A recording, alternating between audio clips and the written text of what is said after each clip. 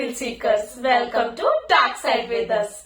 मैं मनीषा पंजाब है और ये मेरी बेस्ट फ्रेंड पल्लवी बेंगाल है, जो आपके लिए लेके आए हैं हमारा चैनल फियराना, जो एक ऐसी कहानियों का सफर है जो हमारे साथ साथ आपका भी है। सो थ्रिल सीकर्स, आज हम लेके आए हैं दोबारा से आपके लिए एक डर की खौफनाक कहानी, जो हमारी पिछली कहानी से भी ज्यादा खौफनाक है। तो चलिए शुरू करते हैं डर की दास्तां हमारी जुबान। कैसा लगेगा आपको अगर आपकी लाइफ की सबसे फेवरेट हॉबी ही आपको आपकी लाइफ का सबसे ट्रॉमेटिक एक्सपीरियंस दे जाए और आपको आपकी लाइफ की सबसे खौफनाक कहानी बताने पे मजबूर कर दे। तो यही आप जानेंगे हमारी आज की सच्ची डर की कहानी में। सो गाइस, जो हमारी आज की कहानी है वो हमें हमारी सब्सक्राइबर ने भेजी है। बेसिकली जो ये कहानी है हमारे सब्सक्राइबर के भाई की है। तो due to some personal reasons उन्होंने अपना जो नाम है वो हमें हमारी यूट्यूब वीडियो में बताने के लिए मना किया है। सो पल्लवी, नामकरण कर ले। बिल्कुल, तो हम इस कहानी में नामकरण करेंगे। जो सब्सक्राइबर है उसका नाम हम जरीना रख लेते हैं।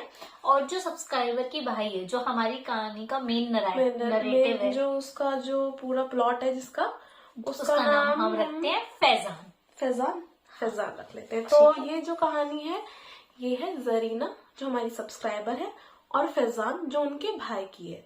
ठीक है, तो जरीना ने हमें ये कहानी हमारे को डीएम कर रही है, जो कि उसके भाई की स्टोरी है। तो चले शुरू करते हैं उसकी कहानी। सो गाइस, जैसे जरीना ने हमें बताया, उसका जो भाई है फैजान, उसको ना बेसिकली रात में नाइट आउट्स पे जाने की बहुत आदत है अकेले। मतलब वो अलोन राइडर है, उसकी हॉबी भी है ये। तो उसको ना रात में ऐसे अकेले घूमने फिरने में, नए नए रूट्स पे जाने में, नई नई डेस्टिनेशन तक जाने में, कि इस रास्ते से आज मैं यहाँ घूम के आता हूँ या यहाँ चला जाता हूँ, तो उसको ना ये सब करने में बहुत एक्साइटिंग लगता है। होता है ना आजकल के यंगस्टर्स, उनको इन सब चीजों में बहुत सारी एक्साइटमेंट मिलती है, लाइक अवर थ्रिल सीकर्स। तो ऐसी एक रात होती है, उनके दिमाग में रैंडम थॉट आता है कि चलो आज निकल पड़ते हैं। तो बेसिकली जब भी वो बाहर निकलते हैं तो वो ऐसा कुछ प्लान नहीं करके नहीं निकलते कि आज जाएंगे या फिर कल जाएंगे। उनके दिमाग में ऐसा रैंडम ही आता है कि चलो निकल पड़ते हैं। और ऑब्वियसली जो रैंडम प्लान्स होते हैं ना, दे आर द बेस्ट। वही वर्कआउट करते भी है। मतलब रैंडम प्लान्स अगर आप बनाते हो तो वो पूरे भी होते हैं। वही वर्कआउट करते हैं बेसिकली। ये तो ट्रू है। तो ऐसे उनके दिमाग में ऐसा थॉट आता है कि चलो निकल पड़ते हैं। तो वो अपनी बाइक की चाबी उठाते हैं, हेलमेट उठाते हैं और निकल पड़ते हैं। तो अब वो जा ही रहे होते हैं, मतलब रास्ते में जाते जाते वो घर से जब निकलते हैं तभी सोचते हैं कि कहाँ जाए। तो उनके दिमाग में था चलो आज गुरुग्राम चलते हैं। तो वो गुरुग्राम की साइड जा रहे होते हैं। सुनसान रास्ता होता है, आपको पता होगा हम फरीदाबाद से, वैसे फरीदाबाद से भी हम जब गुरुग्राम ट्रेवल करते हैं, जब जाते हैं ऐसे स्कूटी से, मैं स्कूटी से जाती हूँ जब, तो आसपास रास्ता सुनसान ही होता है, बेसिक जंगल ही होता है इधर उधर, है ना।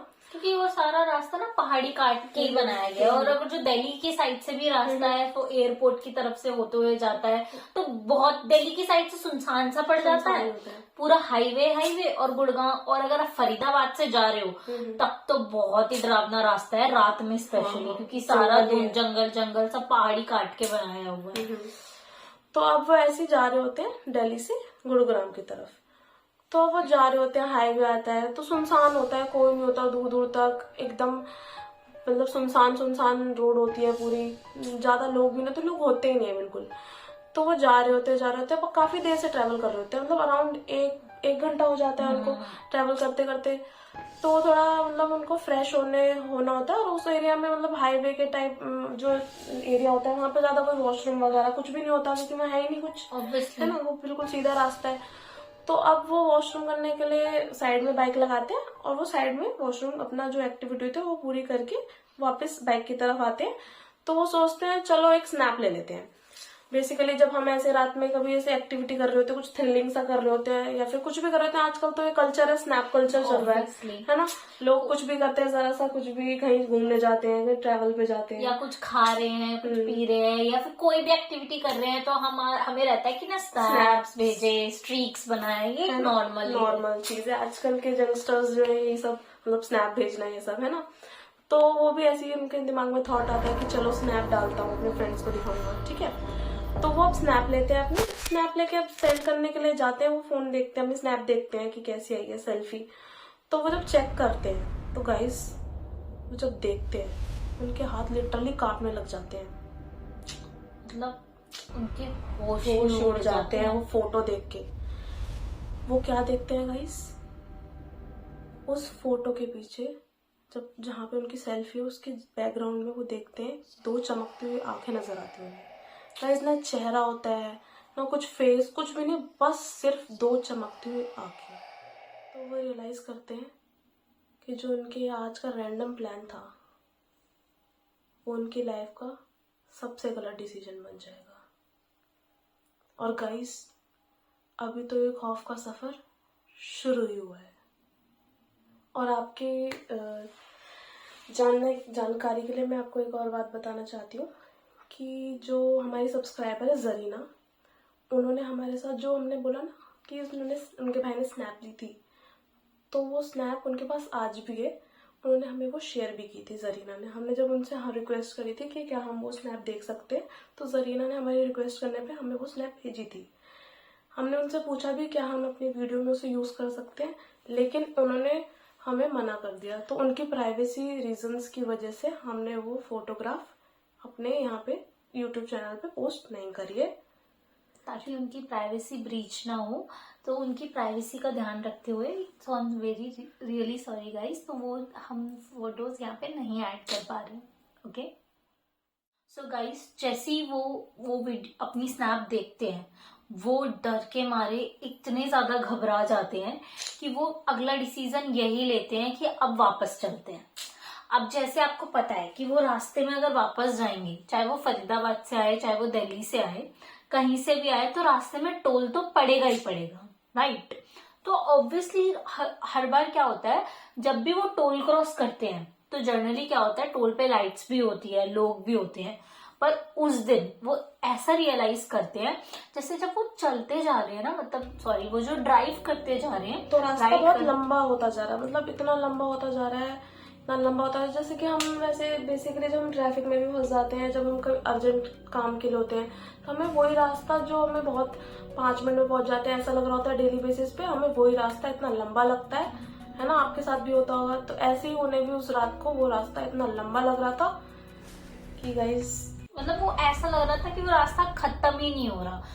तो वो ना बस चलाए जा रहे हैं। फिर वो रियलाइज करते हैं कि टोल आया है, और वो क्या देखते हैं कि टोल पे ना लाइट भी नहीं है, मतलब बहुत ही अंधेरा सा है। और जो थोड़ी बहुत भी जो लाइट है ना गाइस, वो बहुत ज्यादा फ्लिकर कर रही है। एंड वो इतना घबराए हुए थे, वो जाते हैं। वो क्या देखते हैं, जैसे वो टोल क्रॉस कर रहे हैं ना, जैसे वो यहाँ पे है, थोड़ी दूर में वो देखते हैं एक 9 फीट का आदमी। यू कांट इमेजिन, वो लिटरली 9 फीट का आदमी देखते हैं। जो फरजान है ना, उनकी खुद की हाइट अराउंड 5'11" के आसपास है, पर जब वो देखते हैं वो 9 फीट का आदमी, उन्हें ऐसा पहले ऐसा लगता है कि दूर से शायद कोई पहाड़ है, कुछ ऐसा सा है, बट नहीं। जब वो पास जाते हैं वो देखते हैं वो आदमी है। और जैसे ही वो उनके एडजस्टमेंट से साइड से क्रॉस करते हैं ना, तो वो लाइट्स जो होती है ना जो सामने, वो और ज्यादा फ्लिकर करने लग जाती हैं। अब जब भी कोई ऐसी नेगेटिव एंटिटी आती है, अब बेसिकली आप जो हॉरर मूवीज देखते होंगे, तो उसमें भी जब हॉरर एंटिटीज आती हैं तो दिखाते हैं लाइट्स कैसे फ्लिकर्स करती हैं। तो बस एग्जैक्टली सेम वैसा यहाँ पे हो रहा था। क्योंकि जैसे कभी भी कोई नेगेटिव एनर्जी होती है ना, वो आसपास की इलेक्ट्रोमैग्नेटिक वेव्स को ना एब्जॉर्ब करती है, उनको डिस्टर्ब करती है। तो सेम वैसे ही होता है। में चीज आपने देखी होगी, तो सेम वही होता है कि भी मतलब इलेक्ट्रिक जो भी सामान होता है वो डिस्टर्ब होने लगता है, वो एनर्जी वेव्स डिस्टर्ब होती है। तो सेम ऐसे ही हो रहा होता है। और जब गाइस वो वहां से गुजर रहे होते हैं ना, फरजान जब वहां से गुजर रहे होते हैं, तो उनकी एक नजर वहां पे भी पड़ती है उस 9 फीट के आदमी में। एंड वो मतलब लिटरली उनके ना चौके छक्के सब छूट जाते हैं। वो देखते हैं कि इतना डरावना चेहरा, मतलब इतना क्रीपी, इतना हॉरर उन्होंने इससे पहले कभी कुछ नहीं देखा। इतना डरावना चेहरा वो देखते हैं गाइस। एंड उसके बाद क्या होता है, जैसे ही वो आगे बढ़ते हैं ना, वो जैसे ही आगे बढ़ते हैं थोड़ी दूर, वो जो 9 फीट का इंसान या जो भी रैंडम जो भी एंटिटी जो भी कुछ था, वो इतनी जोर से स्क्रीम करने लगता है, इतनी जोर से वो शाउट करने लगता है कि मतलब उनके ना कानों में ऐसी आवाज गूंजती है। वो समझ नहीं पाते कि वो साउंड एक्चुअली में ठीक है ना, वो किसी इंसान की आवाज, चीखने की आवाज लग रही थी, ना वो किसी जानवर की स्क्रीम की आवाज लग रही थी। मतलब बहुत ही अजीब सी आवाज थी एकदम। मतलब मैं क्या, वो भी हमें एक्सप्लेन नहीं कर पाया कि वो क्या आवाज थी। बहुत क्रीपी, मतलब बहुत अजीब साउंड थी। मतलब नहीं, वो समझ ही नहीं पाए कि वो जो भी उन्होंने देखा वो इंसान था या जो भी था। एंड वन मोर थिंग, जो चमकती आंखें उन्होंने फोटोज में देखी थी ना, वो 9 फीट के इंसान की वही सेम चमकती आंखें थी। सो वो बहुत ज्यादा घबराए, उन्होंने फुल स्पीड में अपनी बाइक चलाई और जैसे तैसे करके 40-45 मिनट्स में वो अपने घर पहुंचे। क्योंकि जैसा हमने आपको बताया था कि जब वो वापस भी जब गुरुग्राम जाते तो 1 आवर हो ही गया था उनको ट्रेवल करते करते वहां तक। तो इसलिए उन्होंने जैसे ही अपनी बाइक, जितना आओ देखा ना ताओ, उन्होंने अपनी बस बाइक भगाई। 45 मिनट्स में वो जैसे तैसे घर में पहुंच जाते हैं। और घर जाते हैं वो चुपचाप जाके बस सो जाते हैं। तो फिर गाइस जरीना ने हमें बताया था कि जब ये उनके साथ इंसिडेंट हुआ था, उन्होंने तब तो घर पे किसी को नहीं बताया था। वो मतलब अचानक से उस दिन के बाद मतलब 1 वीक तक ना बिल्कुल बहुत बुखार हुआ, बहुत बीमार हुए। उनको बहुत हॉस्पिटल्स में भी लेके गए कि मतलब वो उनको टाइफाइड हो गया, एकदम से बुखार हो गया, वो बहुत ज्यादा परेशान, सारी चीजें। और उसके बाद जब वो सारी चीजें उस रात के बारे में उन्होंने जरीना और अपनी मदर से शेयर करी, तब उन्हें ये रियल प्रॉब्लम समझ में आई। तो उन्होंने उनको थोड़े दरगाह वर्गा पे दिखाया, झाड़ फूक कराया, दरगाह में ना कुछ पड़ा हुआ पानी वगैरह होता है वो सब पिलाया। उसके बाद वो नॉर्मल हो गए।